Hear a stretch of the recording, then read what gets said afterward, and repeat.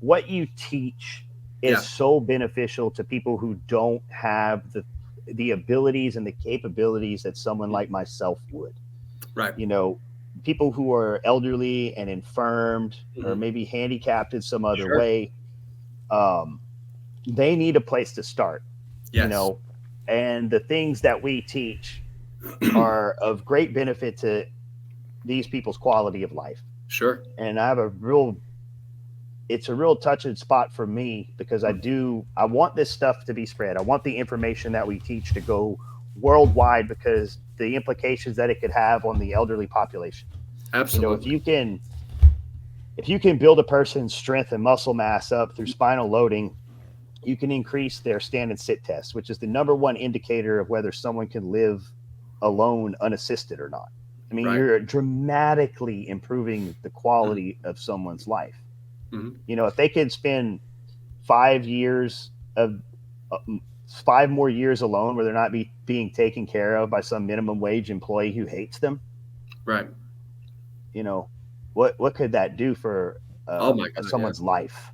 You know, for people who are sick or suffered some sort of accident, if they can build up their strength to gain more mobility and more function and have more metabolically active tissue, you know, the implications, I could go on and on and on, but this stuff is so critical. And the things you teach can be applied to these individuals. What are some things that we could teach our grandmother or our grandfather or someone who we can't just take to the gym? What could they do?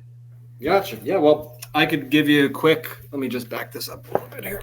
I can give you like a quick rundown of some of the things that I teach when it comes with seniors. We could even just go from like the head down. So for instance, the first exercise for the neck would be a neck flexion, having the heel of their hands to their forehead, and you just kind of press, using, again, that ramping effort, 50% effort for about 20 to 30 seconds, 75, 20 to 30 seconds, and then 100%. So you're just pushing the head into the hands, and the heel of the hands are coming back. I actually do those quite often, a couple times a day. Great. Those feel great. They just I get it tight. Both sides get really tight. So I like to. Sometimes it'll crack my neck when I do that. Yeah, no, it really alleviates everything. It's fantastic. And you then also could interlace your fingers, put it behind your head, and now you're doing a neck extension. Now hands are going to come forward, head's going to come back. Again, for that 3 phases of 30 for 90 seconds. So you have the neck flexion, neck extension. You can, if you have access to a yoga block, you can do a static chest fly. And again, 3 phases of 30. If you don't have access to it, the old school Charles Atlas, chest crush, just as effective. Seriously, just as effective. I have a few individuals that, if they can't feel the block, I've had them hug a Bosu ball. If they didn't have a Bosu ball, we use a block. If they don't have a block, you could even just cross your arms this way and just adduct the chest. That way, it still works. The tool is not the thing. It's not the main concern. It'll all get you to the same place.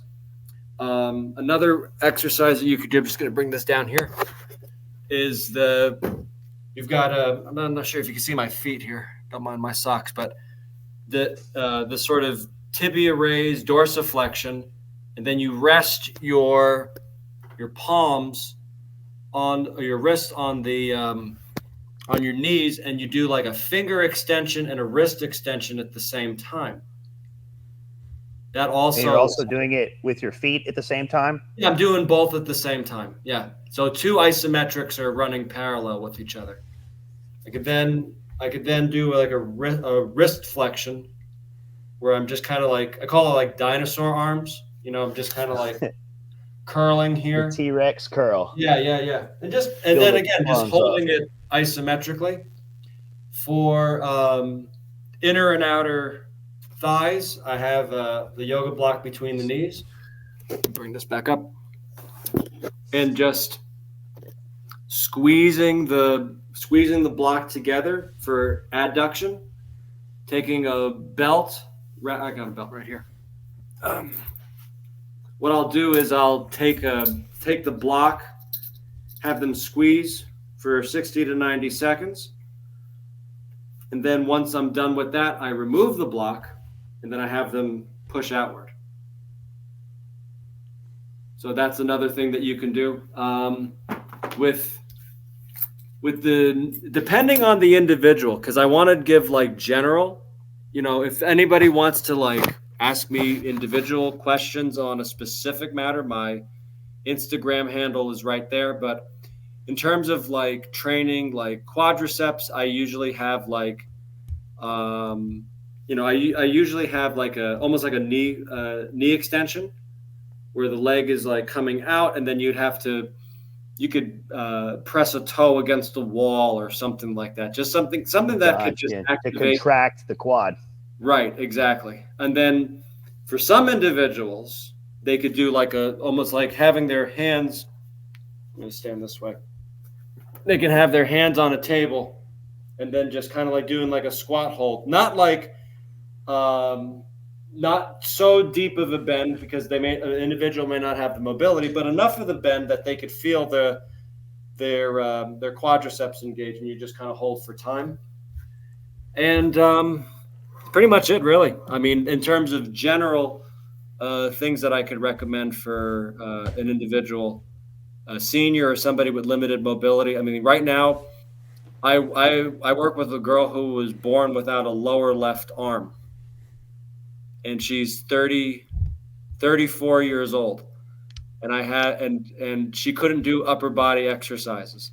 So I've had to play around with the positioning, with the correct biomechanics and everything that are going to fit the contours of her body correctly. And she's able to build strength in her upper body evenly now, whereas she couldn't do it before because of these principles. Absolutely. What we're looking for here is the least amount of exercise required.